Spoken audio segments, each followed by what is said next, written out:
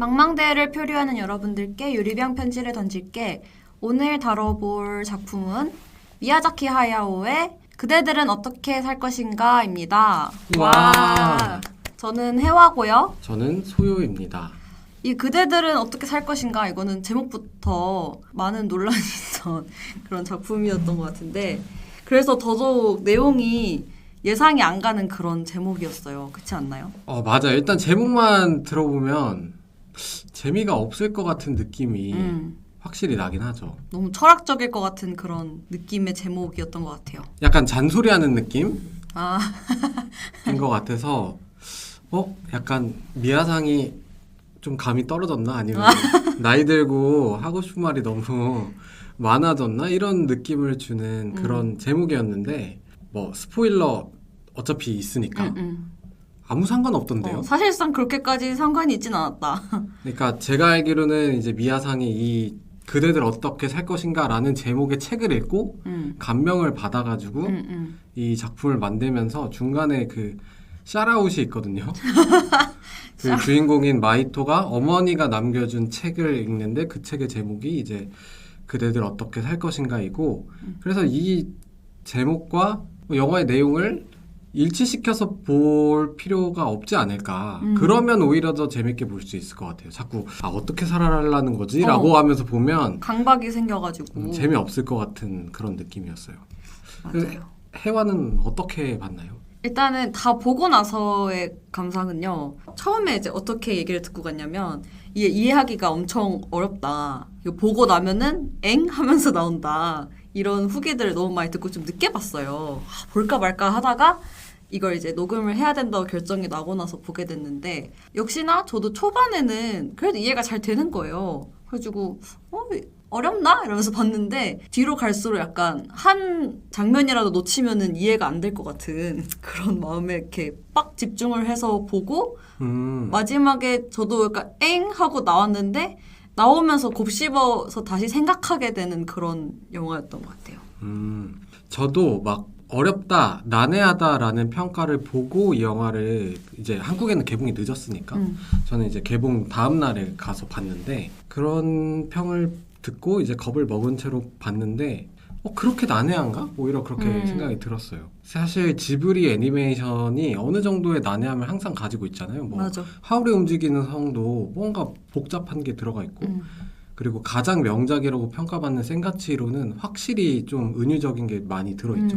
그래서 이 작품도 뭐 그런 결에서 여느 지브리 작품과 크게 다른 점이 있을까 싶은 생각을 하면서 보고 나왔는데, 아무래도 미야상의 어떤 개인적인 경험, 자신의 자기 경험을 바탕으로 만들어진 그런 작품이다 보니까 미야자키 하야오라는 사람을 얼마나 관심 깊게 봤었는지, 뭐 그 사람의 생애라든지 아니면 그 작품의 어떤 스타일이라든지 이런 거를 좀 팔로우를 많이 했던 사람들과 그렇지 않았던 사람들 사이에 어떤 격차가 좀 있었을 것 같아요.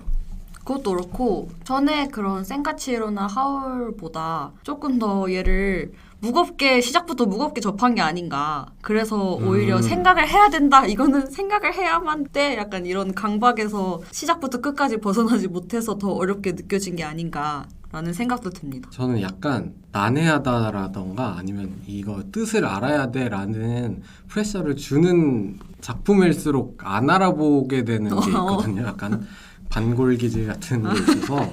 근데 제 생각에는 이게 무슨 뜻이지 하면서 유튜브를 굳이 찾아보지 않아도 그냥 재밌게 즐길 만한 작품이 되지 않을까라는 생각을 했어요. 지브리라든지 아니면 일본의 어떤 판타지적인 전통 같은 게 있잖아요. 그러니까 일상과 판타지가 자연스럽게 섞여 들어가는 그런 게 일본 어떤 콘텐츠들에서 흔히 볼 수 있는 그런 스타일이라고 생각하는데, 그 연장선상에서 있기 때문에 너무 이제 뭐 일본 컨텐츠라든지 다른 나라 컨텐츠에 대해서 좀 경험이 적으신 분이 아니라면 충분히 그냥 그렇게 봐도 재밌게 볼 수 있는 작품이라고 생각을 했습니다. 네, 좋습니다. 그럼 이제 작품 이야기를 본격적으로 한번 들어가 볼까요? 네. 영화의 시작은 제2차 세계대전 태평양 전쟁이 진행 중인 1943년 일본을 배경으로 시작이 됩니다. 그래서 여기 주인공이 마키 마히토 라는 주인공이 나오는데 시작부터 어머니가 돌아가셔요. 네. 어쩌다가 돌아가시냐면 이게 전쟁 중인데 그 어머니가 일을 하시는 병원에 불이 나가지고 어머니가 병원에 계시다가 돌아가시게 됩니다. 병원이 통째로 불에 타졌죠. 공습에 의해서. 그래서 근데 이 장면에서 마이토가 막 달려가가지고 그 병원까지 앞에 가는데 뭔가 불의 화신이 된 듯한 어머니를 목격하는 것처럼 나와요. 뭔가 불에 휩싸여서 이렇게 활활 타는데 고통스러워하고 괴로워하는 게 아니라 약간 불의 여신 마냥 신성하게 마히토 막 이러는. 그래서 뭔가 나는 원래 이렇게 될 사람이었으니까 슬퍼하지 마 이런 느낌의 뉘앙스를 주죠. 하지만 마이토는 슬퍼하긴 하지만 그래서 첫 장면부터 뭔가 개인적인 트라우마를 해소하기 위한 그런 작품인가? 라는 생각을 하면서 보긴 했어요. 이게 되게 개인적인 느낌이잖아요. 그쵸. 물론 뭐 이런 고통을 가졌던 세대들이 미야자키 세대이기도 하겠지만 네, 그런 느낌을 보면서 이 첫 장면을 봤습니다. 어머니가 이렇게 돌아가시고 나서 1년이 지난 후에 마이토는 아버지랑 함께 전쟁의 피해가 심한 도쿄를 떠나서 본가라고 하나요? 본가인 우츠노미야시로 이사를 갑니다. 정확히는 어머니 쪽, 외가 쪽. 어머니의 본가. 네. 그 아버지가 완전 부자. 그 군수 공장인가? 맞아, 그런 맞아. 거를 해가지고 완전 부자예요. 전쟁을 할수록 돈을 버는 그런 아버지인 거죠. 그러니까 원래는 어떤 공장을 돌렸는지 모르겠지만 전시 상황에서는 군수 공장을 운영하고 있고 어머니도 엄청난 부자 가문인지 모르겠지만 집에 가신들이 되게 많고 맞아. 그래서 초부자 도련님의 이야기처럼 보였어요. 애도 되게 깔끔하고 집도 거의 막 2층 집인가? 막 이러지 않았나요? 그죠? 엄청 2층이고 2층인 수준이 아니라 엄청 넓고 정원 있고 정원도 있고 막 외갈이 날라다니고 그 아가씨의 그런 느낌이 나는 그런 집이고 맞아. 그래서 약간 뭔가 전쟁의 상처라든지 이런 전쟁에 고통받는 사람들을 대변하는 인물이라기보단 그것과 약간 동떨어져 있는 부잣집 도련님이어서 그래서 약간 이질감이 있고 반대로 새롭기도 하고 좀 그런 도입부였어요. 실제로 미야자키 하야오가 그런 어린 시절을 보냈다고 저는 들었었어요. 그래서 아빠가 군수공장인데 미야자키는 반전주의자니까 아빠한테 막 이제 전쟁 때문에 돈 번 거 아니냐고 대들었다. 이런 일화가 있다라는 소문이 있습니다. 정확한 출처도 모르겠고요. 맞아요. 그런 게 반영이 됐나 봐요. 그래서 우츠노미야시로 도착을 했는데 어머니랑 굉장히 닮은 여자분이 나와 있는 거죠, 마중을. 근데 그 알고 보니까 어머니의 친동생인 나츠코라는 여자가 배웅을 나옵니다. 그런데 마히토한테 이제 자기가 새어머니가 될 사람이다라고 소개를 하더라고요. 근데 알고 보니까 이제 나츠코가 어머니의 동생이잖아요. 그쵸. 이게 여기서부터 이제 약간 충격. 띠용. 그 제가 그 일본 영화 중에 러브레터를 보면서 엄청 큰 충격을 받았거든요. 왜요? 아름다운 사랑 이야기일 줄 알았는데 그런 느낌 좀 아닌. 그러니까 내 죽은 남자친구가 나를 좋아하는 이유가 첫사랑이랑 똑같이 생겨서 이게 뭐지? 이런 느낌이었는데 여기서도 아빠가 재혼을 했구나. 그래 능력이 있으니까 딱 봤는데 그러니까. 아내의 동생? 되게 전근대적인 느낌이 들면서 그러니까. 그런데 또 둘이 사랑하는 맞아. 진심으로 사랑하는 느낌이어서 임신도 했어요. 이 어떤 현대인의 시선으로서 굉장히 낯설고 받아들이기 힘든 마이토에게 바로 감정이입이 돼버렸죠 처음에. 맞아. 근데 그런 게 진짜 예전에 역사책 이런 데서 대를 잇기 위해서 여자가 죽으면 남자는 그 동생과 재혼을 한다 이런 거를 그런 역사책 정도에서 본 것 같은데 1940년대 43년 43년대면은 그렇게 옛날도 아닌데. 그리고 이제 그런 거잖아요. 43년에 공습으로 어머니가 죽었어요. 44년 7월에 맞아 1년 만에 동생과 다음 아이를 임신했어. 그니까 이게 뭐야. 어렵다. 약간 가문과 가문의 만남이어서 그럴 수도 있을 것 같고. 그럴 수도 있죠. 아무튼 되게 전근대 귀족주의적인 느낌이 물씬 풍기는 도입부지 아닐 수 없었습니다. 근데 뭐 여기까지는 뭐 그럴 수 있지라고 생각을 합리화를 했습니다. 그래서 사람들의 반응이 너무 궁금했어요. 이 사람들이 도대체 여기에 대해서 어떻게 생각을 할까? 저는 여기서 약간 띠용하긴 했지만 그냥 넘겼어요. 그냥 그래 그런가 보다. 옛날이니까 그런가 보다 하고 넘겼습니다. 그쵸. 넘어가야 다음 걸 보니까. 그치. 그래가지고 그 나츠코가 임신을 하게 됐다는 거를 마이토가 들으면서 굉장히 복잡한 감정을 가지고 저택에 들어가게 됩니다. 그러면서 이제 뭐 가신들을 쭉 소개시켜주기도 하고, 그래서 이제 마룻바닥을 통해 마루를 이제 걸어가면서 이제 쭉 걷고 있는데 외가리 한 마리가 쫙 나오죠. 그대들 어떻게 살 것인가의 포스터를 담당하고 있던 그 외가리가 마이토의 곁을 슥 지나갑니다. 집 안까지 들어온 적은 없었는데 마이토가 오니까 집 안까지 들어오네 이런 복선 같은 게 처음에 나왔죠. 나츠코는 엄청 위화감이 있을 정도로 마이토한테 잘해줘요. 그래서 더 불편한 느낌? 뭔가 우리가 생각하는 계모 그런 느낌이 아니라 너무 잘 해줍니다. 불안하게 시리. 아무튼 그래서 저택에 있는 할머니들이 있어요. 7명의. 그 마히토가 딱 오자마자 가방부터 이렇게 뒤지면서 도쿄에서 온 통조림, 담배 뭐 그런 것들을 기호식품. 그런 것들을 보면서 막 와 엄청 막 탐을 내는 그런 장면들도 나옵니다. 그래서 담배를 하시면 안 됩니다. 갑자기요? 이렇게 담배만 보면 달려드는 할머니 할아버지 모습을 보면서 노담하시기를. 그래서 이제 마이토가 방에 들어가서 침대에 다이빙을 딱 하자마자 바로 잠드는데 그만큼 이제 어떤 긴장을 하고 있었다가 긴장이 풀어지는 느낌을 보여주고 거기서 다시 불의 화신이 된 어머니의 꿈을 꾸게 되죠. 막 이렇게 울면서 자면서 확 깨는데 아까 그 외가리를 다시 만나게 됩니다. 자꾸 이렇게 얼쩡거리니까 신경이 쓰이죠. 그래서 외가리를 따라서 갔는데 네, 그 깃털을 약간 헨젤과 그레텔처럼 맞아. 따라서 갔는데 저택 옆에 엄청 큰 탑이 있는 거예요. 그래서 그 탑 안으로 이렇게 들어가려고 하는데 일단 잘 들어가지지도 않고 아까 그 있었던 그 할머니들이 저기 막 들어가면 안 되는데 막 큰일 나는데 이러면서 뒤에서 막 도련님 이러면서 잡으러 가는 그런 장면이 나옵니다.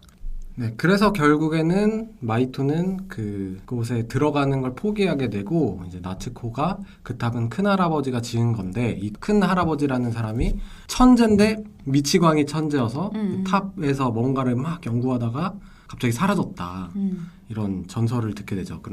그래서 여기서 이제 외가리와 탑에 대한 궁금증이 잔뜩 생긴 채로 이 장면은 마무리가 되고요. 그래서 어쨌든 시골로 이사를 왔으니까 학교를 가야 되는데 학교를 가니까 나머지 애들은 완전 감자 흙에서 갓 나온 감자들처럼 생겼는데 이 마이토는 엄청 깔끔한 도시 깍쟁이처럼 생기니까 네, 마이토는 도련님이고 이제 어떤 할당된 노동으로부터 면제되고 애들은 수업이라는 명목하에 노동을 하고 있기 때문에 노동하는 아이들 입장에서 마이토가 고가워 보인 거죠. 그치. 그래서 막 이제 마이토한테 시비를 거는데 마이토는 맞긴 했는데 또 그렇게 심하게 맞은 느낌은 아니었는데 자기가 이제 집에 돌아가는 길에 돌로 옆 통수를 찍으면서 피를 철철 흘리면서 집으로 돌아가고 집안은 난리가 나서 이제 학교를 안 가게 되도 되는 그런 상황이 발생합니다. 그러니까 이제 마이토는 학교를 가기 싫었던 거죠. 맞아. 시골 온 것도 불편한데 여러모로 가족 일도 그렇고. 그러니까 뭔가 마이토의 마음도 알겠으면서도 마이토에게 뭔가 정감이 가는 느낌은 아닌 것 같았어요. 너무 과하게 성숙한 느낌? 것도 있고 좀 그 시골 아이들에게 오히려 좀 이입이 돼서 이렇게 너무 깍쟁이같이 굴면은 싫어할 만도 하겠다. 그러니까 아이들 입장에서는 그런 생각을 했습니다. 저는 좀 애늙은이 같았어요. 이 장면에서 마이토가. 그러다가 마이토가 이렇게 머리 터져가지고 그러고 있으니까 아빠는 막 내가 학교 가서 항의를 해주겠다 이러고 아까 그 할머니들은 막 우리 도련님 머리 어떡해 이러면서 방에서 간호를 해주고 나 아빠 진짜 해맑아. 그래가지고 그냥 거리낌 없이 바로 사랑을 시작했나?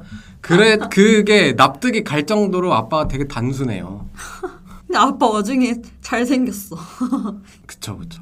여기가 잘생겼거나 못생겼거나 둘 중에 하나지 중간이 없더라고요. 또 이 목소리도 하울 성우이시던데. 기무라 타쿠. 그렇더라고요. 그래서 계속 하울이 생각나는. 아무튼 그렇게 다쳐서 간호를 받다가 간병인이 나간 사이에 아까 그 외가리가 또 이렇게 창가에 이렇게 있는 거예요. 그래서 뭐가 이렇게 막 계속 또 알짱거리니까 뭐지 이러고 봤는데 외가리가 말을 하는 거야. 뭐 파이터 구해줘 막 그러면서 거기서 저는 진짜 소름이 쫙 끼쳤거든요. 외가리 캐릭터에 대한 호불호가 엄청 나 심하더라고요. 너무 싫었어. 정확하게는 호불호가 아니라 그냥 무불호? 아무 생각 없거나 불호거나 좋다는 사람 못 봤어. 애초에 저는 또 이걸 보기 전에 조류공포증이 있으면 좀 보기 힘들 거다라는 맞아. 후기를 듣고 갔는데 제가 조류공포증이 있거든요. 그래서 걱정을 했는데 외가리 정도 나오겠지. 어차피 예고편에 그렇게 나왔으니까. 그래서 외가리는 이제 내가 면역이 됐으니까 괜찮겠다 이랬는데 내가 외가리가 말을 할 거라는 건 상상도 못한 거예요. 게다가 이빨이 짐승의 이빨이 아니라 사람의 그 네모네모 각진 이빨이라서 그게 더 징그러웠어. 근데 외가리 성우 스다마사키래. 외가리가 스다마사키였어? 헐. 전 스다마사키가 성우로 나온다고는 들었는데 난 당연히 마히토일 줄 알았는데 어쩐지 매치가 안 되더라. 외가리가 스다마사키고 헐. 아빠가 기무라 타쿠야야. 그리고 히미가 아이미옹. 그건 봤다. 맞아. 원래도 지브리가 비성우 출신 그 성우를 사용하는 전문 성우가 아닌 성우를 사용하는 거에 좀 가감한 편인데 그런 배우들이 그래서 많이 나왔어요. 심지어 아이명은 가수기도 가수인데. 하고. 너무 신기하다. 그래서 어쨌든 이 네모 이를 가지고 있는 그러니까 불호 이 어떻게 보면 이 영화의 진입장벽이 되기도 하는 이 인물이 등장해서 말을 하니까 많은 사람들이 여기서 첫 번째로 고통을 받았다는. 그랬는데 그래서 그 말하는 외가리가 그 꿈속에서 마히토 엄마가 얘기했던 마히토 구해줘, 마히토 구해줘 이러 하니까 얘가 이제 너무 놀라면서 이제 빡치잖아요. 그래서 나츠코가 들어왔을 때 창문 좀 닫아달라고 밖에서 계속 외가리가 알짱거리니까. 네, 하루가 지나고 외가리가 계속 알짱거리죠. 계속 목검을 들고 나가가지고 외가리를 후드려 패려고 했는데 패지는 건 목검이었다. 목검이 부서집니다. 부서지는 건 나였다. 그러면서 너 도대체 정체가 뭐야 하니까 외가리가 기다리고 있었다면서 어머니를 보러 가자고. 굉장히 목소리가 약간 젠틀한 느낌이라 그래야 되나? 젠틀맨 같았는데 스다마사키였다니. 진짜 완전 의외다. 스다마사키의 어떤 평소의 연기를 생각했을 때 이런 목소리였을 거라고는 생각도 못했어. 그니까 다시 봐야겠다. 제가 마법사 같은 느낌 있잖아요. 기다렸습니다. 맞아, 뭐 이런 맞아, 느낌으로. 맞아. 사실은 당신의 어머니는 살아있어요. 막 그런 식으로 약간 모욕 같기도 하면서 그런 어투로. 그러니까 점점 이제 물 속에 있는 물고기나 두꺼비 같은 그런 동물들이 어서 오십시오를 외치면서 마이토를 그냥 뒤덮습니다. 그것도 너무 징그러웠어요. 근데 이제 나츠코가 화살을 쏴가지고 외가리가 도망가면서 마이토는 거기서 기절. 참 불쾌한 골짜기가 한 번에 나오는 그런 장면이었어요. 근데 이런 불쾌한 장면들은 불쾌하라고 만든 것 같아요. 그렇겠죠, 아무래도. 네, 불쾌함을 느끼면서 이들에게 친근함을 느끼는 게 아니라 경계심을 갖도록 만들도록 계속 이제 보게 만드는 거고, 사실은 자전적, 자전적인 내용이잖아요.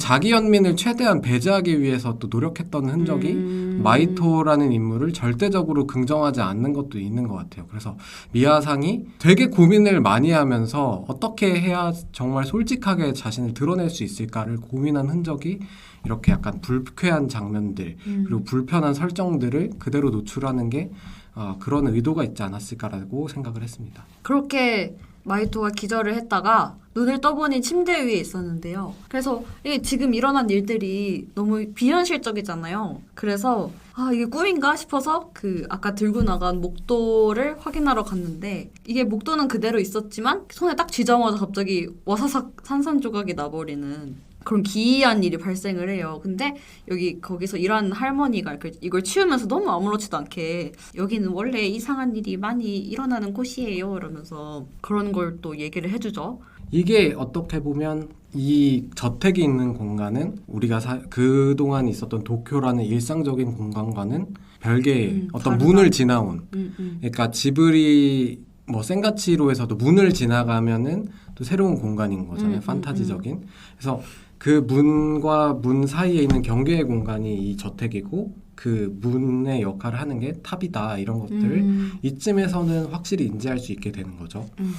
그래서 나츠코가 쓰러져서 이제 뭐 컨디션이 안 좋아서 원래 임신하면은 입덧을 하니까요. 입덧도 하고 그래서 이제 나츠코가 알아 누워 있으니까 나츠코가 이제 마이토 걱정을 많이 하니까 한번 문병을 꼭 가달라라고 하는 아버지의 부탁. 그래서 마이토가 문병을 가니까 나츠코가 마이토의 뺨을 쓰다듬으면서 미안하다면서 언니를 볼 낯이 없다면서 언니에 대한 언급을 하죠. 그리고 마이토는 방을 나가면서 담뱃값을 훔쳐서 근데 여기에 담뱃값이 왜 있는 거지? 아빠 거 아닐까? 아 같이 쓰는 방이구나. 그렇지 않을까? 그래서 담뱃값을 훔쳐서 이제 영감한테 주면서 활과 화살을 만드는 법을 배웁니다. 그러니까 스스로 나츠코의 도움 없이 스스로 외가리를 물리치기 위해서인 건데 이것도 아까 혜화가 말한 것처럼 애늙은이 그러니까 어른이 해줘야 할 일을 스스로 하려고 하는 그런 모습 그러니까 부모로부터 벗어나고 싶어하는 아이의 모습을 보여주는 거죠. 그래서 활을 만드는데 어쨌든 실패를 합니다. 또 할머니들 중에 유일하게 담배를 피는 키리코라는 할머니가 또 있어요. 이름이 다 비슷하죠. 키리코라는 할머니가 나한테 그 담배를 주면 활을 만드는 방법을 알려주지 이러는데 담배는 이미 다 썼다. 없어서 결국에는 또 키리코의 도움을 또 받지는 못합니다. 그래서 그 마이토가 줍은 외가리의 깃털이 있었어요. 그거를 화살깃에 이렇게 붙입니다. 막 바풀을 이용해서 막 붙이고 이러는데 저쪽에서 잠옷 차림에 막 머리도 막 풀어헤친 나츠코가 어디 숲속 같은 데로 들어가는 거를 목격을 하게 됩니다. 근데 뭔가 따라가거나 그러진 않고 그냥 가나보다 이렇게 생각을 하고 그냥 하던 일을 계속 하죠. 이 장면이 되게 아가씨 같았어요. 오. 김민희가 이렇게 산발하고 이렇게 그 숲 우거진 그곳에서 막 걸어가는 장면 그게 딱 생각나서 뭔가 분위기가 비슷하다.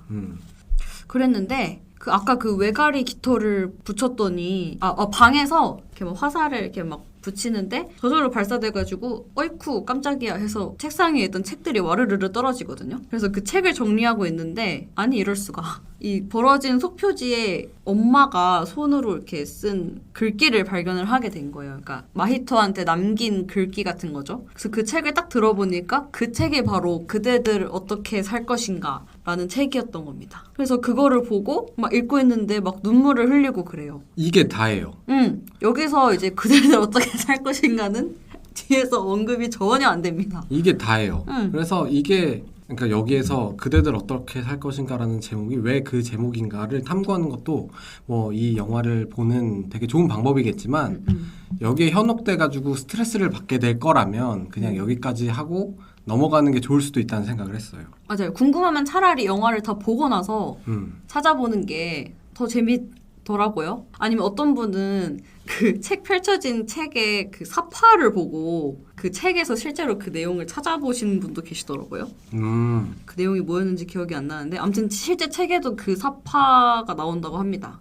그래서 다음 날이 되고 나츠코가 사라졌으니까 이제 나츠코를 찾으려고 온 가신들 그리고 뭐 아빠와 그 직원들까지 동원이 돼가지고 나츠코를 찾죠.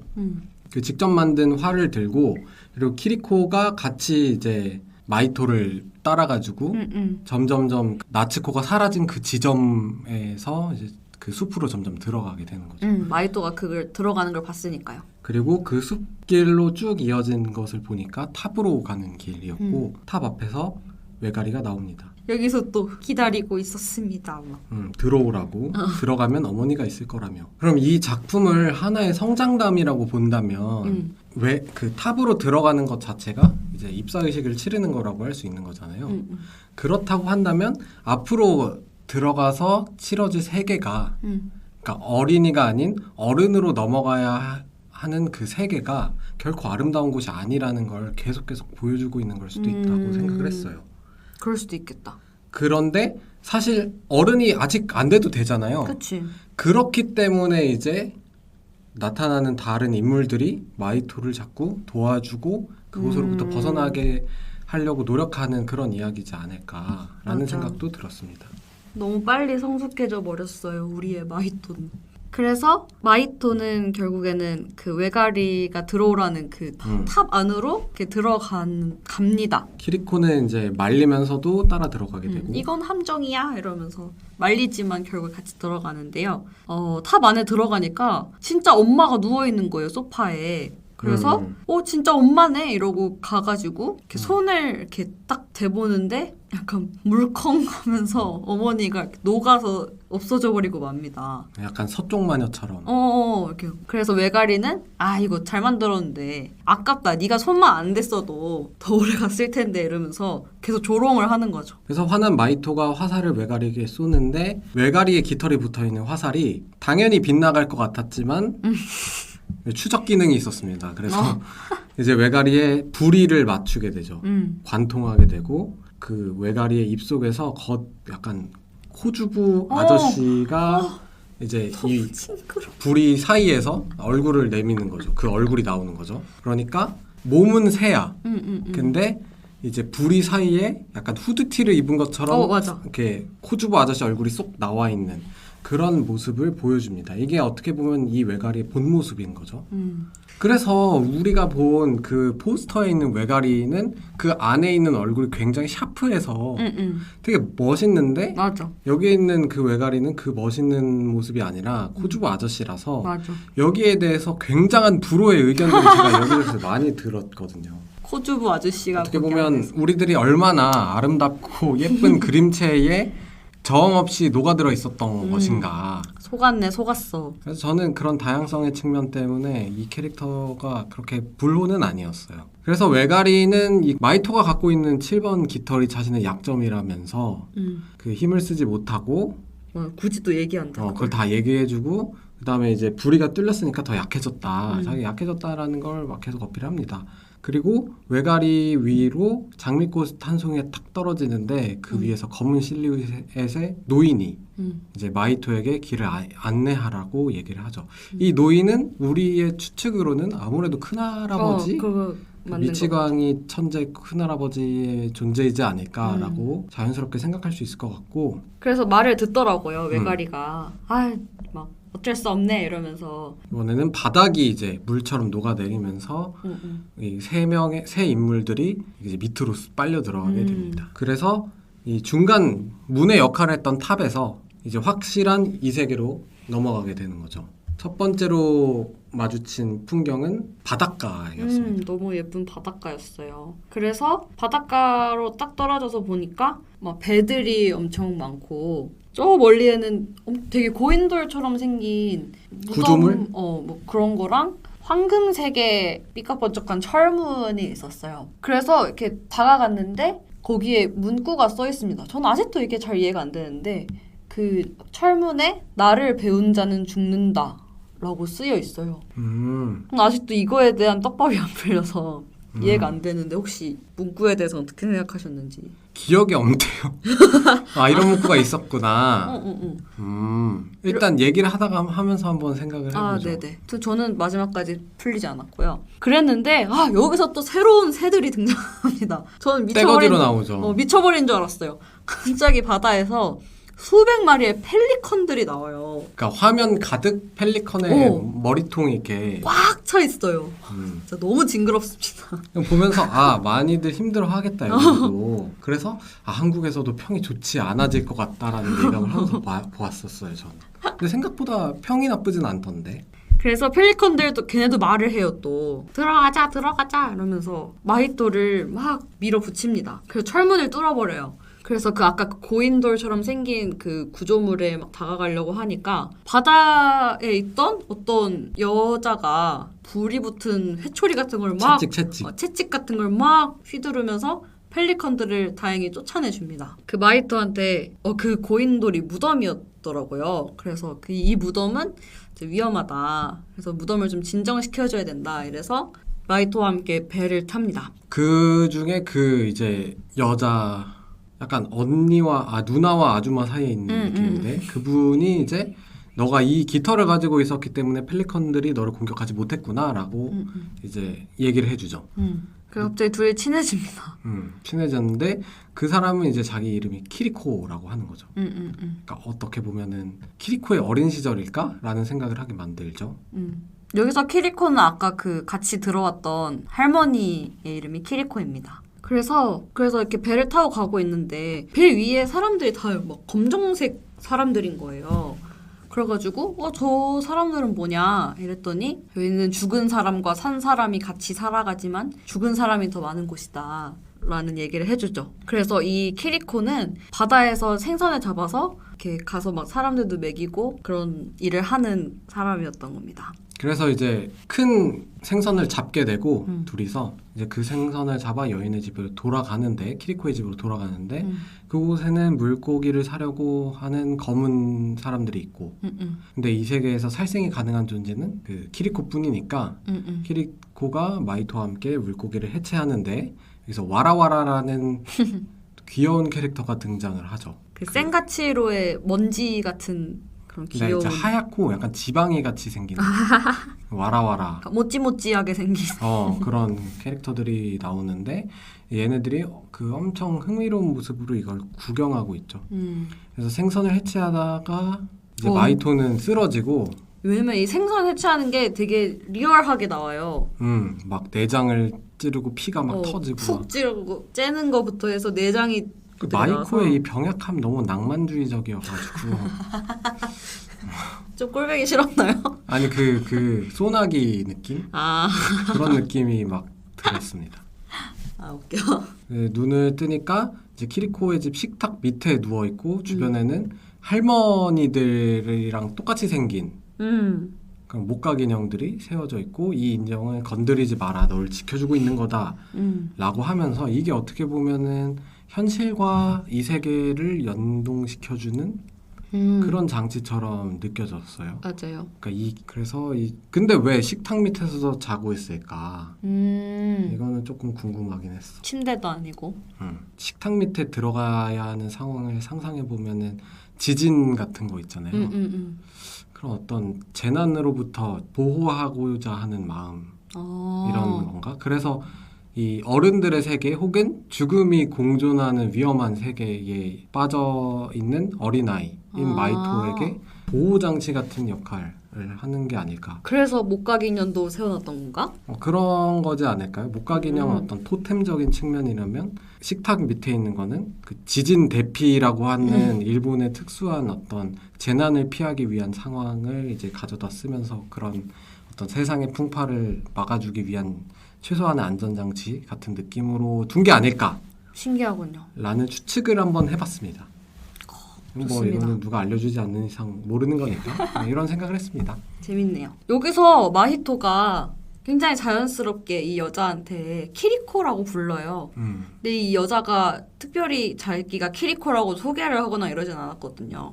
이것도 되게 신기했습니다. 이제 키리코랑 식사를 좀 하고 키리코가 되게 약간 튼튼거리는 느낌인데 어쨌든 뭐 같이 식사를 하고 마이토는 잠시 화장실을 가는데 그 화장실 사이로 밝은 빛이 들어오면서 그 빛을 보러 나가니까 와라와라가 이렇게 그 동심원을 막 그리면서 용수철처럼 원을 그리면서 하늘로 올라가고 있는데 갑자기 그 날아가는 와라와라들을 펠리컨들이 이제 습격을 하고 잡아먹는 장면을 보게 되는데 그때 어떤 소녀가 나타나서 불꽃놀이, 폭죽 같은 걸 쏴가지고 그 펠리컨들을 쫓아내죠. 근데 이제 그 불꽃에 맞은 와라와라들이 몇 명 이제 타 죽기도 하고 그걸 보면서 마이토가 그만하라고 막 소리를 치니까 키리코는 이제 뒤늦게 나와가지고 저게 모든 게 히미님 덕에 와라와라가 먹히는 걸 막을 수 있었으니까 막 일부 타 죽는 거는 그냥 어쩔 수 없는 없지만. 거니까 감사합니다라고 소리를 치죠. 이 와라와라가 알고 보니까 얘네가 막 이렇게 용수철처럼 올라가는 게 현실 세계에서 아이로 태어나게 하는 그런 그 하얗고 그 모양 그런 것들이 정자를 형성한 건가? 라는 생각이 좀 들었어요. 뭔가 관 같은 거에 이렇게 타고 이렇게 올라가는 느낌이었어서 용수철 모양의 전 처음에 별인가 했는데 알고 보니 그런 거였더라고요. 그래서 저는 펠리컨이 막 이렇게 습격을 하길래 쟤네가 약간 아이를 물어다주는 황새 뭐 그런 건가 했는데 잡아먹는 거였더라. 그래서 이 어쩔 수 없이 타 죽을 수 있다 라는 게 어머니의 죽음을 이제 받아들여야 한다와 좀 연관되어 가는 느낌이 점점 들었어요. 심지어 계속 불타 죽네요. 네, 불타 죽는 것이 세대의 면역을 좀 키우는 느낌이 조금씩 들죠. 앞으로 계속 그런 은유들이 좀 나오긴 할 텐데 뭐 생각난 김에 이야기를 하자면 저는 이게 어머니의 죽음을 긍정하는 이야기가 전체적인 맥락에 있다고 생각하는데 일본의 작품 중에 너의 이름은 보면은 그 운석이 떨어져서 마을 하나가 파괴될 건데 그 운석을 너무 예쁘게 그리잖아요. 아, 맞아, 맞아. 저는 그걸 보면서 가장 슬픈 안타까운 상황이 아름답다면 그 상황을 아름다운 상황으로 바꿔보자라는 상상력이었다고 생각하거든요. 그러니까 운석이 떨어지는 건 아름답지만 운석에 있는 파괴는 고통스러운 거잖아요. 근데 그 파괴의 순간을 다시 그 사랑이라고 하는 아름다운 순간으로 바꿔내면서 사람들의 상처를 치료하겠다라고 하는 대지진이라든지 이런 거를 치료해보겠다라고 하는 의도가 있었던 그런 발상이라고 생각했는데 여기서도 약간 어머니가 죽었지만 화신으로서 존재하고 자기의 역할을 다 하고 그렇기 때문에 이건 우리가 다 순리대로 일어나고 있는 거니까 라고 스스로에게 납득을 시키기 위한 작품처럼 보였어요. 그렇게 얘기해서 생각해보니까 벼랑이의 포뇨도 약간 그런 느낌이네요. 포뇨 내용이 기억이 안 나. 포뇨 그 쓰나미 얘긴데 그것도 어쨌든 포뇨라는 귀여운 인어 얘가 약간 그런 걸 몰고 오는 매개체 역할이었던 걸로 기억을 하는데 그것도 막 마냥 재난이라기보다는 그 쓰나미가 몰려올 때도 되게 아름다운 포뇨의 엄마가 이렇게 빛을 뿜으면서 잔뜩 치장한 엄마가 이렇게 맞아. 온다든지 그런 묘사가 됐던 거를 보니까 그런 것도 좀 연결이 되는 것 같네요. 그 엄마의 생김새랑 이 마이토 엄마 생김새랑 조금 비슷한 느낌이에요. 약간 여기서 제가 또 느꼈던 거는 예전에 나왔던 캐릭터들이랑 닮은 게 되게 많았어요. 뭐 원령공주에 나오는 누구를 닮았던 것 같기도 하고 그래서 뭔가 그런 걸 좀 반영을 한 게 아닌가 싶은 생각도 들었습니다. 아무래도 이 그림체로 그 몇십 년을 먹고 사신 분이니까 그러지 않을까.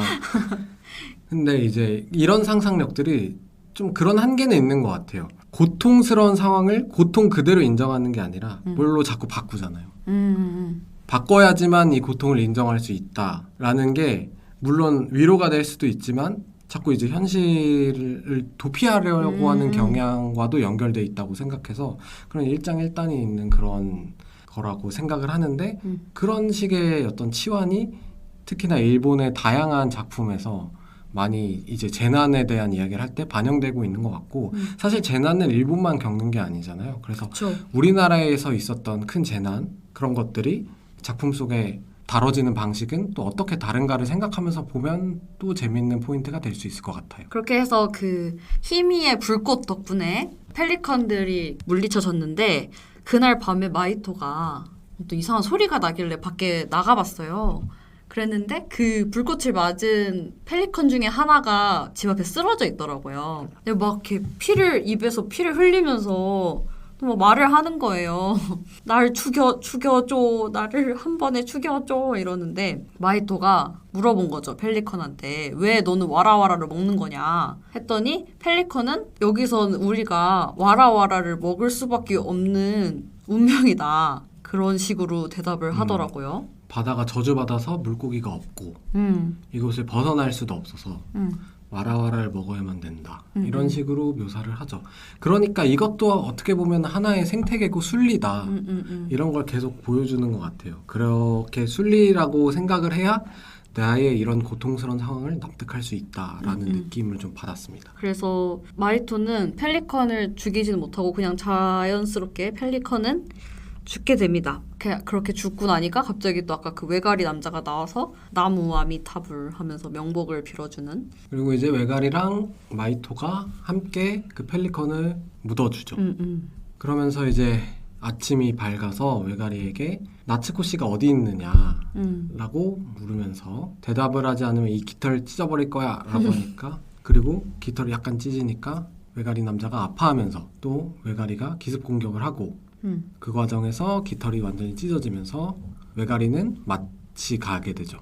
기운에 빠진 외가리가 기운이 차리자 이제 키리코 상이 차를 내어주면서 둘 사이에 어떤 화해가 일어나게 되고 이제 나츠코를 찾으러 가라고 조언을 합니다. 그래서 여행을 떠나기 전에 키리코가 자신과 닮은, 그러니까 현실 세계의 할머니와 닮은 목각 인형을 부적이라고 건네주게 되죠. 이러면서 마이토는 외가리를 따라 큰할아버지가 있는 저택을 향해서 나아가게 됩니다. 네. 결국 외가리랑 마이토는 화해를 했고요. 여행길 도중에 이 외가리 남자 불이에 자기의 구멍을 뚫어놔가지고 얘가 외가리를 못 추리고 있으니까 나무를 깎아가지고 구멍을 이렇게 막아줍니다. 그랬더니 갑자기 다시 기운을 차리더라고요. 뭔가 이 불에도 연결된 그런 게 있나 봐요. 힘 같은 게, 에너지 같은 게. 해도 막상 또 고쳐주고 나니까 외가리가 뭐 내가 도와줄 줄 알았지 이러면서 마이토를 조롱하면서 떠나려고 하는데 이 구멍을 막아놓은 이 나무가 계속 혀에 닿아서 신경 쓰인다. 다시 와서 이거 좀 다듬어줘. 그러니까 마이토가 되게 묵묵하게 딱딱 다듬어주면서 이 둘의 어떤 유대감이 생기게 되는 거죠. 이 장면에서 극장에 있던 사람들이 많이 웃었습니다. 아 진짜? 나는 극장에 10명 이하였던 것 같아요. 10명 정도? 10명 정도 딱 있었던 것 같아요. 저는 꽉 찼거든요, 극장이. 늦게 봤는데도. 그래서 고쳐주고 그리고 마히토랑 외가리 남자가 대장장이의 집으로 향하는데요. 이 집에 또 새로운 새가 등장합니다. 앵무새가 지키고 있어요, 집을. 앵무새 군단 같은 느낌? 이 앵무새가 제일 징그러웠습니다. 이 앵무새가 우리가 생각하는 그 앵무새처럼 생기지 않았어요. 닭줄기처럼 생겼습니다. 근데 그나마 얘가 나는 덜 징그럽던데? 왜 그 앵무새들이? 아 그래? 앵무새가 제일 징그럽던데. 난 펠리컨이 더 징그러운 것 같았는데. 제가 약간 비둘기상을 안 좋아하나 봐요. 새인데 약간 뚱뚱한 새들. 그런 애들 내가 별로 안 좋아하나 봐. 심지어 얘네가 깔별로 있어요. 빨간색, 노란색, 초록색. 연두색. 난 색감 이쁘다고 생각했어. 그래요? 그나마 이 새들 중에서는. 심지어 앵무새들도 말을 하고 떼거지로 몰리고 다니니까 징그럽더라고. 이거 뭐 거의 해와 고문용 영화. 진짜. 이제 아무튼 그 집으로 향하고 있는데 주인이 군단장한테 잡아먹힌 것 같다면서 마이토에게 자기가 이제 어그로를 끌 테니 마이토가 그 안에 들어가라 했는데 들어가니까 이미 막 그 앵무새 군단이 있어서 마이토가 잡혀가죠. 그래서 앵무새들이 마이토 히미를 못 잡아먹어가지고 마이토라도 잡아먹겠다 하려는 순간 히미가 나타나서 마이토를 구해주고 히미의 집으로 이제 가게 됩니다. 앵무새들이 처음엔 되게 젠틀하게 맞아 이렇게 모십니다. 이렇게 넣어줘 그러면서 넣어줘. 식탁 위까지 넣어줘 하면서 모시더라고요. 그거 약간 유머가 아니었을까? 그랬을 것 같아요. 유머였을 것 같아. 그래서 히미의 집으로 가서 이제 마이토가 히미에게 식사 대접을 받는데 나츠코를 찾고 있다고 하니까 히미는 내 여동생 말하는 거냐면서 내 여동생은 탑에서 출산 준비를 하고 있다 그러면서 내가 데려가 줄게 이렇게 합니다. 그래서 그러니까 히미는 마이토의 어머니였던 거죠. 이게 언제 언급이 되긴 했었는데 마이토의 어머니가 옛날에 1년 동안의 실종을 겪은 적이 있었다. 맞아. 라고 하는데 그때 이제 그 실종이 끝난 이후로 아무런 그 변화가 없는 모습으로 해맑게 돌아왔는데 그때 키리코와 함께 실종됐었고 함께 돌아왔다. 그러니까 키리코랑 히미의 모습은 이제 그 당시의 모습이었다라고 추측할 수 있는 거죠. 그리고 이제 어머니의 이름이 히사코이니까 히미 하면은 이제 히사코의 어떤 애칭 같은 느낌으로 이렇게 받아들이면 될 것 같아요. 그래서 마히토와 히미가 이 세계 탑에 향하고 있고 탑이 자신의 세계의 탑, 그러니까 탑만 이 세계스럽지 않고 현실 세계에 있는 탑이랑 똑같이 생겼다라고 말을 하니까 히미는 이 탑은 모든 세계를 연결하고 같이 존재하는 탑이라고 말하면서 탑에서는 힘이 어떤 불의 힘이 약해진다. 히미가 완전 데우스 엑스 마키나? 약간 그런 무적이었는데 탑에서는 자기가 그만큼 힘을 못 쓴다고 했던 거죠. 그래서 불이 왜 이렇게 무적이지 싶었는데 역시나 여기서는 힘을 못 쓰더라고요. 근데 이제 불의 힘으로 강한 이제 능력을 발휘하는 희미의 모습과 불에 타죽은 히사코 그리고 그 히사코가 불의 화신처럼 되는 그런 묘사들 이런 것들이 하나로 모여가지고 어머니가 타 죽었다는 사실을 이렇게 판타지적으로 치환해서 받아들이려고 하는 느낌인 거죠. 어머니의 죽음 그대로 인정하고 슬퍼하는 게 아니라 그 불의 화신이라고 하는 한 단계를 거쳐서 삼각형으로 받아들이는 그런 모습이 좀 보였어요. 그래서 아까 말한 그 고통, 재난을 이제 받아들이고 애도하는 그런 일본의 자세와 어머니의 죽음을 받아들이는 미야상의 자세가 또 이 삼각형으로 비슷하다라고 생각을 했습니다. 그렇게 생각하니까 또 신기하네요. 저는 하울에서 캘시퍼도 생각이 났거든요. 그 캘시퍼가 하울에서 약간 악마와 거래한 그런 느낌이기도 했지만 하울의 생명을 담당하고 있는 그런 강한 존재였잖아요. 그래가지고 미야자키가 불에 되게 의미부여를 많이 한다라고 생각을 하기도 했었습니다. 네. 그래서 이제 탑에서 힘이 약해지는 희미가 어쨌든 둘이 같이 탑을 내려가는데 이 둘의 방문을 탐탁지 않아 하는 그 돌의 힘, 그러니까 돌이라는 건 이 세계를 유지하는 슈퍼 파워, 그 진리 그 자체, 뭐 그 돌의 힘에 의해서 마이토와 희미가 뭔가 이게 찌릿찌릿함을 느끼고 결국 탐색 중인 앵무새 군단에 의해서 마이토와 희미가 포위됩니다. 그래서 어느 번호가 적혀있는 문이 있고 희미는 이 문을 열면 마이토의 세계로 갈 수 있다고 하면서 그 문으로 딱 가서 문을 열어주는데 그 주저하고 있는 사이에 앵무새 군단이 접근을 하고 다급한 둘이 문을 열고 그러니까 탑의 입구 그러니까 무너져 있는 현실 세계 탑의 입구에 달려오고 있는 아버지를 보게 되죠. 문을 여니까. 그래서 희미는 마이토한테 이 문 손잡이를 놓으면 다시 이 세계로 돌아갈 수 없으니 주의하라. 그래가지고 문을 열어서 막 주저하고 있어요. 나가야 되나 말아야 되나 하는데 앵무새 군단들이 뒤에서 막 쫓아와가지고 기지를 발휘해서 샥 피했는데 앵무새들은 현실 세계 딱 나오니까 약간 닭돌기에서 진짜 그냥 현실 세계 앵무새처럼 앵무새. 변하더라고요. 그래서 나갈까 말까 하다가 아니야 나 혼자 나갈 순 없어. 나츠코랑 같이 나가야 돼 이러고 마히돈 다시 이 세계로 들어갑니다. 그러니까 아빠의 시선에서는 저기에 자기 아들이 막 아른아른 거리는데 갑자기 앵무새 확 들이닥치더니 아들은 사라졌어. 맞아. 그래서 우리 아들이 앵무새로 변했구나 이런 생각을 하더라고요. 그만큼 이곳은 무슨 일이 일어날지 모르는 곳이다. 뭐 이런 느낌으로. 그래서 결국 마히토는 나츠코가 그 출산 준비를 하고 있는 곳을 찾아서 가게 됐는데요. 그 위에는 흰색 종이들이 막 이렇게 걸려져 있었어요. 근데 이 종이가 일본에서 무슨 의미가 있나? 근데 우리도 금줄 해놓잖아. 그 아까 고추 걸어놓는 그거. 그게 이제 출산하고 있다 그거 아닌가? 모르겠습니다. 일본의 문화를 아시는 분은 댓글 참여 부탁드리면서 그랬는데 이렇게 들어가려고 보니까 이 종이들이 또 막 마이토한테 막 달라붙어서 방해를 하려고 하는 거예요. 들어가는 거를. 종이를 뗄 때도 막 청테이프 떼는 것처럼 아프게 막 떼더라고요. 약간 그 종이들이 포켓몬 중에 그 종이 신도라고 있어요. 그거 닮았는데.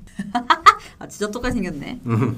그래서 종이들이 방해를 하지만 그래도 어떻게 들어갔어요 마이토가. 약간 폭풍 블리자드를 뚫고 이렇게 막 횡단하는 아문센 같은 느낌으로 그 마이토가 산실을 향해 가고 나츠코를 맞이합니다. 근데 이제 나츠코가 놀라면서 너는 여기 있으면 안 되는 존재라고 하면서 이제 막 얼굴을 막 구겨가지고 나 네가 너무 싫어 이렇게 얘기를 하는데 처음 보는 표정이었어. 그걸 보니까 마이토가 나츠코에게 어머니라고 부르고 라고 부르면서 근데 이제 종이들에 의해서 다시 튕겨나가게 되죠. 여기서 나는 너가 싫어라고 하는데 이게 나츠코의 진심이었을까요? 저는 보면서 이거 당연히 너가 있으면 안 되니까 쫓아내려고 막말한 거라고 생각했는데 그 표정이 싫어서가 아니라 위험해 나가라는 표정으로 저는 보였어요. 근데 왜 나츠코가 꼭 이 세계까지 와서 출산 준비를 해야 했을까?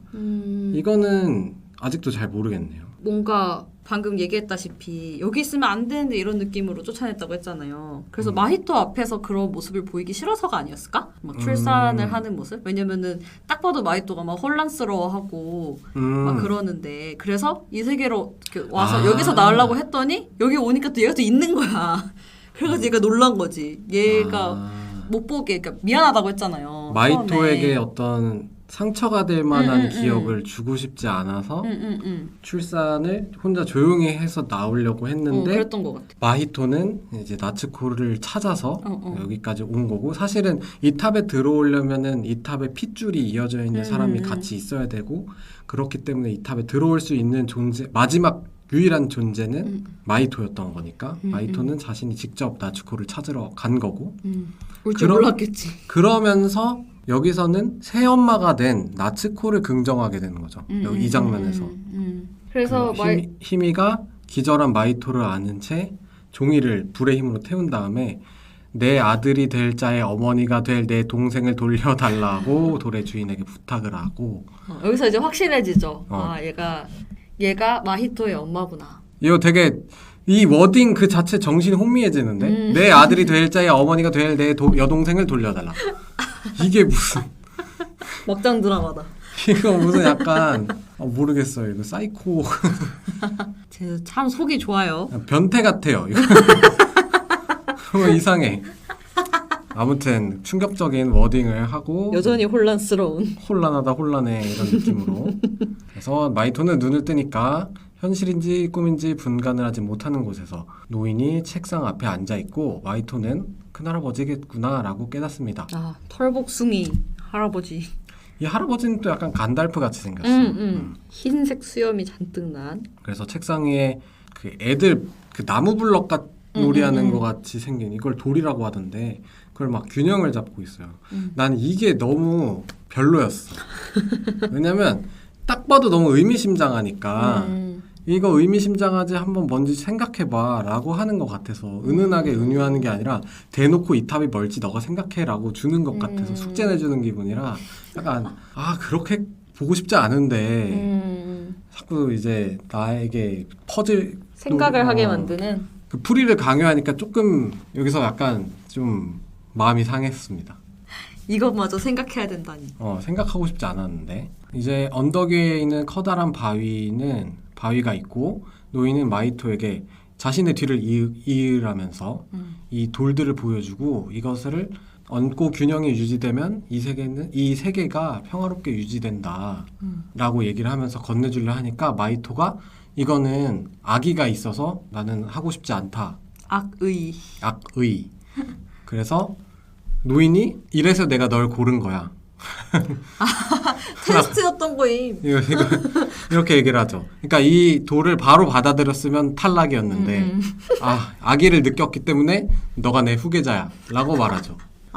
근데 이게 꿈속이었던 거고 눈을 뜨니까 마히토는 앵무새 군단의 어떤 감옥 같은 데에 갇혀 있고 그러니까 아니다 주방 같은 데에 그 사지가 묶여 있고 그 앞에서 그 또 닭돌기가 걔가 막 앵무새입니다. 앵무새가 칼을 막 이렇게 갈고 있어요. 잡아먹으려고. 너무 아무렇지도 않게 막 웃으면서 칼을 갈고 있어. 어우. 그 외가리가 들어와가지고 이제 가면 같은 거 쓰고 막 해가지고 위장해가지고 약간 그 김시표류기에서 정련이 부비트랩 설치해가지고 몰래 나가는 것처럼 막 기지를 발휘해가지고 마히토를 구해가지고 나갑니다. 막 뚝배기 때려가지고 약간 마리오 하는 느낌이었어. 바로 또 쓰러지더라고요. 너무 쉽게. 근데 이제 히미가 약간 투명한 관에 갇혀서 이동하는 걸 보면서 관짝 같은 데 누워가지고 이렇게 그 앵무새들이 그걸 들고 이제 어딘가로 가는 걸 보면서 되찾아야겠다 히미를 라는 생각으로 따라가고 외가리 남자는 앵무새 군단이 산실에 들어서 금기를 깨버린 히미를 큰할아버지에게 넘기고 잘못을 했으니까 이 히미를 지키고 싶으면 이 세계를 내가 갖게 해달라. 넘겨라. 이런 명분을 가지고 가고 있다는 사실을 알게 되는 거죠. 그래서 이제 마히토랑 외가리가 뒤를 밟습니다. 뒤를 밟다가 뭐 여러 가지 우여곡절을 만들어내지만 결국에는 뒤를 밟는 데 성공하고 큰할아버지는 희미를 데려온 앵무새 왕과 만납니다. 앵무새 대왕? 앵무새 대왕. 그래서 앵무새 왕은 희미가 이 세계의 금기를 어겼으니까 이 세계를 내놔라. 내놓던지 얘를 벌하든지 둘 중에 하나를 해라 라고 큰 소리를 치니까 큰할아버지가 이 세계가 위기에 빠진 건 맞지만 마이토를 설득해서 해결할 테니 기다려보라고 하고 희미에게 마이토를 원래 세계에 보내야겠다고 얘기를 하면서 희미도 원래 세계로 돌아가라고 합니다. 그래서 다시 희미와 큰할아버지를 이렇게 만난 마이토가 이번에는 아기에 물들지 않는 13개의 돌을 찾아왔다며 이렇게 그 돌을 건네주는 할아버지한테 할아버지가 이 돌로 악이 없는 자유로운 세상을 만들어 달라. 악의 없는. 하지만 마히토는 자기가 머리에 있는 흉터를 보여주면서 이 흉터는 나의 악의의 상징이며 자신은 돌을 만질 수 없는 존재라면서 원래 세계로 돌아가겠다고 말합니다. 하지만 큰할아버지는 현실 세계는 전쟁과 폭력의 불바다가 될 것이라고 경고하고 그 경고대로라면 1년 뒤에 원자폭탄이 떨어지겠죠. 경고를 하지만 그럼에도 자신은 외가리 남자 희미, 키리코와 같은 친구를 만들며 살아갈 것이라고 이야기를 합니다. 돌아가는 건 좋지만 먼저 돌로 세상을 만들려고 큰할아버지는 다급하게 막 닥달을 하고 결국 이 장면에서 앵무새 왕이 갑자기 나와가지고 약속한 것과 다르지 않냐며 책상에 있는 돌을 칼로 싹둑 잘라버립니다. 이 칼이 너무 잘 들어 싹 깔끔하게 반으로 쪼개버리고 그러니까 이제 이 세계가 붕괴하기 시작하니까 큰할아버지는 같이 붕괴하면서 저는 붕괴됐어요. 할아버지가 붕괴되면서 이제 마이토와 희미에게 도망치라고 하고 돌아가는 길에 이제 바다가 갈라지고 막 난리가 나는데 그 커비에서 막 우주가 팽창하는 것처럼 갑자기 이렇게 점점 사라지더라고요. 근데 그 사이에 나츠코도 산실에서 나와가지고 다 함께 이제 현실로 돌아가는 그 문이 막 있는 호텔 로비 복도 같은 그 무한대 숫자가 있는 호텔 그 비유 혹시 아시나요? 아무튼 뭐 그 호텔처럼 문이 쫙 있는 번호가 막 써져 있는 그게 있는데 거기 문 앞에 선 마이토와 희미 그 다음에 나츠코가 희미는 나는 이쪽 문이야 너는 저쪽 문이야 이렇게 얘기를 하고 마이토가 너 그쪽 문으로 가면 불에 타 죽을 거야 라고 하니까 희미는 난 불이 무섭지 않아 그리고 마이토를 낳는다는 일은 대단한 일이야 그러니까 괜찮아 라고 하고 문을 열고 희미는 원래 세계로 돌아가죠. 갬동. 그리고 이제 나츠코와 마이토도 원래 세계로 들어갑니다.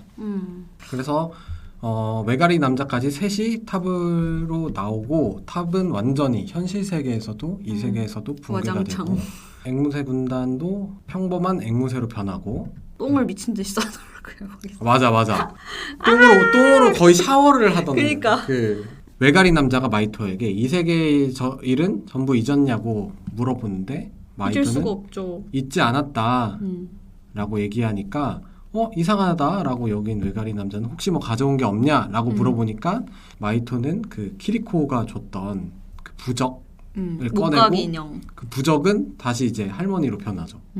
그리고 이제 돌 조각 하나 하얀색 그 세모난 돌인가 뭐 그런 돌 조각 하나를 꺼내 보이면서 외가리 남자는 이 돌 조각을 가져온 덕분에 이제 기억을 아직 가지고 있는 거고 이제 조각이 작기 때문에 이 기억은 점점 잊혀질 것이다 라고 얘기하면서 안녕 친구 라고 작별 인사를 건네고 사라집니다. 시간이 지나고 나츠코의 아이는 무사히 태어나고 1년 후에 전쟁은 끝이 납니다. 그리고 2년 후에 마이토의 가족은 다시 도쿄로 돌아가게 되었다는 나레이션과 함께 1층에서 아버지, 나츠코, 동생이 이제 걸어 다니던데 동생이 마이토를 기다리고 짐을 챙긴 마이토가 자신의 방문을 나서면서 이야기가 마무리되죠. 그래서 이 마무리 장면까지는 되게 빠르게 지나가요. 초반부에 이 세계로 넘어가기 전 그리고 이 세계로 넘어가서 이제 키리코가 희미를 만나기 전까지는 저는 살짝 지루한 느낌이 좀 있었어요. 좀 루즈해졌어요. 루즈해서 이제 아침에 보니까 약간 졸린데? 라는 생각이 조금씩 들었거든요. 근데 이제 희미를 만나고부터 이제 조금씩 전개가 급해지면 점점 빨라지면서 마지막은 이렇게 쉴 새 없이 지나가는 그런 긴장감을 가지고 볼 수 있는 그런 작품이었죠. 이제 그 돌이 뭔지 대해서 추측을 해볼 수밖에 없는 상황에 처해버린 거예요. 맞아요. 근데 그리고 갑자기 등장한 악의. 악의가 뭘까 뭐 이런 것들. 근데 아까도 말했다시피 일단 미야상의 생애, 미야자키 하야오라는 사람의 어떤 개인적인 사연 같은 거를 생각하지 않고는 이 부분은 지나갈 수 없을 것 맞아요. 같다고 생각을 했어요. 저는 일단 뭘 찾아보지는 않았습니다. 그래서 더 훌륭하신 분들이 어떻게 분석을 했을지 모르겠지만 제가 생각하기에 이 탑이라고 하는 거는 미야자키 하야오의 인생 혹은 미야자키 하야오의 작품 세계 같다고 느꼈고 그러니까 미야자키 하야오가 할아버지이면서 동시에 마이토인 거죠. 그러니까 그렇다고 생각해요. 이거 남자 여자로 가르기보다는 그냥 제가 남자여서 남자의 마음속에는 어린애가 한 명 있거든요. 여자도 있겠죠? 그럼 뭐 이제 있죠. 어른들의 그럼요. 마음속에는 어린아이가 하나씩 있다. 있죠. 그 어린아이는 마이토고 실제 이제 어떤 현실을 살아가는 나는 할아버지의 모습. 미야자키가 할아버지니까 라고 생각을 했고 미야자키 본인의 어떤 작품 세계에서 악의가 없는 선의만으로 이루어진 작품 세계. 하지만 이번에는 그게 아니라 내가 가지고 있었던 악의 그것을 꾸며내지 않고 보여주겠다. 그런 의미에서 이제 나는 악의가 있기 때문에 이 돌을 만질 수 없다라고 이야기한 게 아니었을까라는 생각을 했습니다. 자기 이제 자전적인 이야기를 하는 만큼 이번에는 솔직하게 자신의 악의, 자신의 단점, 자신의 약점. 예를 들면 나는 반전주의자지만 우리 집은 전쟁 때문에 돈을 벌었다라고 하는 그 모순을 가장 먼저 드러내고 뭐 그런 점들. 그리고 뭐 실제로 어머니의 동생과 어머니가 이렇게 뒤바뀌었는지는 모르겠지만 그런 어떤 일본의 그 전후에 있었던 되게 금기시되는 그런 풍습 그런 것들도 보여주고 그래서 그 전까지는 항상 뭔가 낭만적인 반전주의자와 그 어떤 죄로부터 투명한 퓨어한 어떤 소녀의 존재를 가지고만 이야기를 했다면 이번에는 자신과 같은 아기를 가진 소년 그리고 괴팍한 노인 그 둘의 모습을 병치해서 보여주면서 이제 좀 솔직하게 자신을 드러내고자 했던 게 아닐까라는 생각을 했습니다. 그럴듯하네요. 네. 저 같은 경우는 저도 비슷하다면 비슷하고 다르다면 다른데 그 큰할아버지를 저도 그 미야자키 하야오로 생각을 했었고 만들어진 이 세계가 미야자키 작품 세계라고 생각을 했었는데요. 그래서 미야자키가 이제 이걸 은퇴작이다라고 표현을 했었잖아요. 네. 그래가지고 자기가 이렇게 세계를 만들어놨지만 이제 한계를 느끼고 나의 다음을 이을 사람에 대해서 고민을 했는데 결국에는 못 찾았던 게 아닌가라는 생각도 했었고요.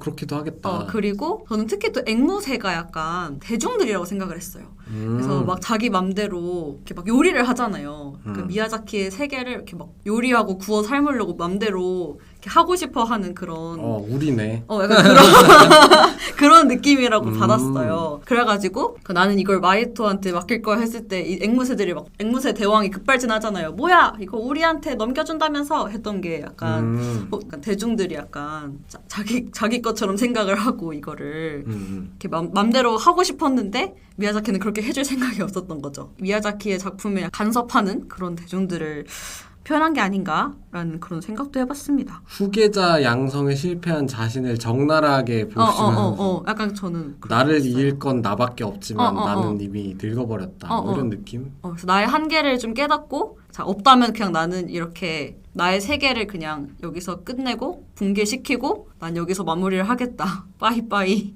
이런 느낌으로 좀 받았습니다.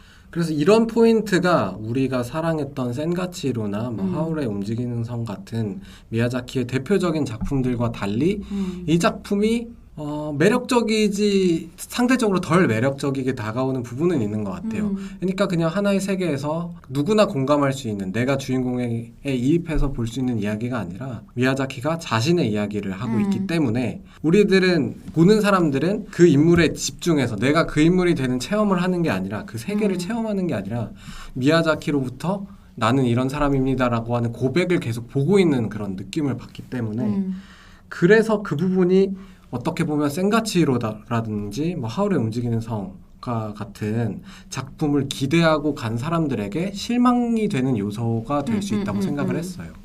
맞아요. 뭐 한편으로는 미야자키 개인의 이야기가 궁금했던 건 아닌데 이랬을 수도 있으니까. 그런 사람들이라면 충분히 별로일 수도 있겠다라는 생각을 했고요. 그런 건 대충 느끼고 갔어요. 왜냐면 제목이 그대들은 어떻게 살 것인가라고 하고 미야자키가 이제 70대고 사실 이제 그림을 그리면서 애니메이션을 만들기에는 되게 힘든 나이가 맞죠. 그래서 뭔가 그런 이야기를 하고 싶을 거라고는 생각하고 있었기 때문에 그리고 시작부터 이제 딱 보여주잖아요. 아, 자기 얘기를 하겠구나. 이런 느낌. 그 전쟁 때 이야기를 보면서 반딧불이의 묘가 생각이 살짝 났지만 그 느낌이 아니라 진짜 자기의 생애에 대해서 이야기를 하겠구나라는 생각을 해서 정말로 이 작품은 미야자키가 그렇게 번복을 했던 은퇴를 하기 위해서 그동안 계속 시도했다가 실패했던 은퇴를 하기 위해서 아, 이 작품을 만들어야만 내가 은퇴를 할 수 있겠구나 해서 남아있는 이야기를 다 쏟아낸 그런 작품인 것 같아요. 이번엔 진짜 그래서 은퇴일 것 같아요. 왜냐하면 그전에는 자기 얘기를 안 했기 때문에. 그렇죠. 그래서 자기 얘기를 한 이제 미야자키는 은퇴를 했을 것이다 라고 생각을 합니다. 그래서 아까 전에 했던 이야기인데요. 그 초반에 그 금색 철문에 쓰여있던 글귀가 있었거든요. 나를 배운 자는 죽는다라고 초반에 바다에 있을 때 황금색 철문에 쓰여 있었는데 이거는 과연 무엇일까요? 그러면 이제 은퇴라는 관점에서 나의 이야기를 했기 때문에 나의 세계는 이제 죽어도 된다. 뭐 이런 식으로 생각을 해보면 좋지 않을까요? 나를 배운 자, 그러니까 스스로에 대해서 이제 하고 싶은 이야기가 뭔지 내 자신에 대한 물음을 끝낸 미야자키는 이제 더 이상 이제 작품을 만들지 않아도 되는 그런 상황으로 봐도 좋지 않을까라는 생각을 했고요. 두 가지 이야기인 것 같아요. 이 미야자키라고 한 사람의 어떤 이제 자기 고백과 같은 이야기, 내면에 있던 이야기라면 어쨌든 마이토라고 하는 어린아이가 어른들의 세계로 들어갔다가 일찍 어른이 된, 그러니까 어머니의 죽음과 아버지의 재혼이라고 하는 큰 상실감 때문에 일찍 어른의 세계를 향해 나아갔지만 결국에는 어린아이의 모습을 한 자신의 어머니를 통해서 자신의 지금의 어머니를 긍정하면서 이제 죽은 어머니를 받아들이고 보내줄 수 있게 되고 그 다음에 이제 새로운 어머니를 받아들이고 자신의 어머니로 삼을 수 있게 되면서 이제 자신의 결핍을 충족시키고 치유하고 이제 다시 어린아이의 세계로 돌아가는 이야기로 봐도 이 두 가지의 이야기가 공존하고 있다고 생각하면 될 것 같아요. 저 문장이 끝까지 안 풀린 거를 보니 약간 영화상에서는 안 풀린 걸 보니 약간 이스터 에그 같다는 생각이 드네요.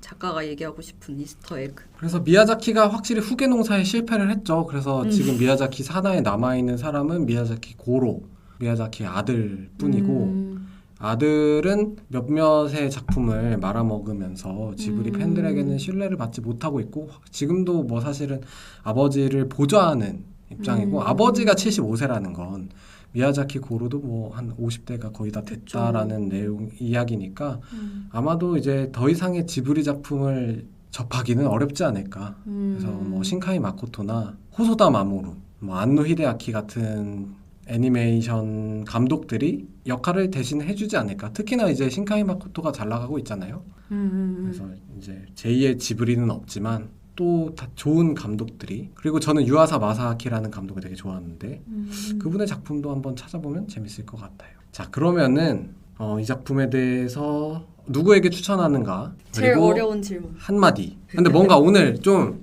준비한 것에 비해서 좀 해석이 잘 나온 것 같아서 기분이 좋습니다. 뿌듯.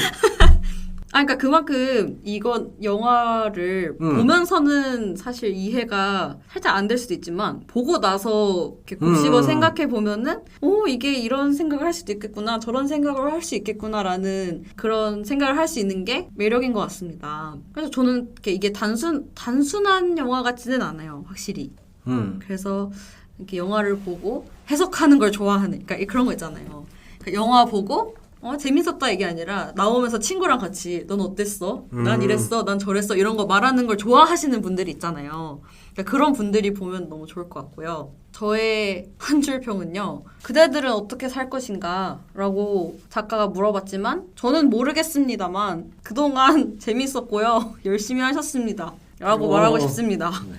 저는 뭐 추천하는 사람? 그냥 미야자키 하야오의 작품들을 재밌게 봤던 사람, 그의 작품들을 사랑하는 사람은 그냥 보십시오. 네, 그림체도 너무 예쁘고요. 어쨌든 우리도 그분을 보내드려야 하니 이 작품을 보는 것으로 보내드리면 좋지 않을까라고 생각을 하고, 뭐 한마디라고 한다면 어떻게 보면 이런 이야기를 할 수 있다는 건 그만큼 많은 세계를 쌓아왔다라고 하는 맞아요. 그것을 보여주는 게 아닐까. 그래서 사실은 미야자키만이 이런 작품을 또 만들 수 있지 않았을까라는 생각을 했습니다. 그래서 미야자키만을 위한, 미야자키가 많이 할 수 있는 이야기라는 것으로 제 한마디를 마무리하도록 하겠습니다. 네, 저희는 몰라도 자기 만족은 하셨었으면 좋겠네요. 네, 또 여러분은 또 이 작품의 결말이라든지 숨은 의미라든지에 대해서 또 어떻게 생각하는지 궁금한데요. 그런 부분 만약에 있으시다면 댓글 남겨주시면 저희가 다음 녹화 때 꼭 그 부분을 언급해 드릴 거니까 남겨주시기를 바라도록 하겠습니다. 네. 자, 그러면은 오늘은 여기까지 마무리하도록 할게요. 망망대를 떠돌아다니는 여러분들께 유리병 편지를 던질게. 오늘은 이만 물러가겠습니다. 감사합니다.